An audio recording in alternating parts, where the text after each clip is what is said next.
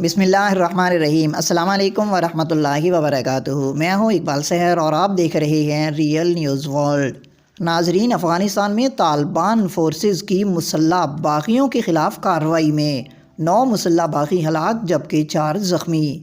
کارروائی کے دوران میں باغیوں کی فائرنگ سے ایک افغان اہلکار شہید جبکہ 2 زخمی ہو گئے۔ طالبان ذرائع کے مطابق افغانستان کے صوبے دہیا کنڈی کے علاقے سیوگ شیبر میں ایک گھر میں مسلح افراد کی اطلاع ملی تھی۔ افغان سیکیورٹی اداروں نے 2 مرتبہ مقامی بزرگوں کو مسلح افراد کے پاس بھیجا کہ وہ اپنے ہتھیار ڈال دیں اور بغاوت کی کوشش نہ کریں۔ طالبان ذرائع کے مطابق بارہا کوششوں کے باوجود باغیوں نے ہتھیار ڈالنے سے انکار کر دیا۔ بعد ازاں سیکیورٹی فورسز نے باغیوں کے خلاف کارروائی کا آغاز کیا۔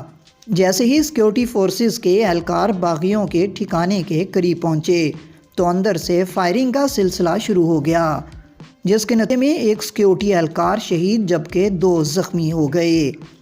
اس کے بعد سیکیورٹی فورسز نے جوابی کارروائی کرتے ہوئے باغیوں پر حملہ بول دیا، جس کے نتیجے میں 9 مسلح باغی ہلاک اور 4 زخمی ہو گئے۔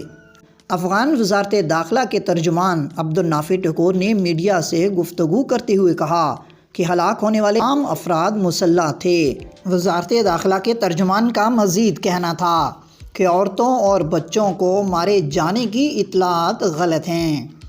مزید اپڈیٹ کے لیے ہمارے ساتھ وابستہ رہیں۔ اگر آپ نے ہمارے چینل کو سبسکرائب نہیں کیا تو پلیز کر دیجئے اور بیل آئیکن کو پریس کرنا مت بھولیے تاکہ ہماری نئی ویڈیو کا نوٹیفیکیشن بر وقت آپ تک پہنچ سکے۔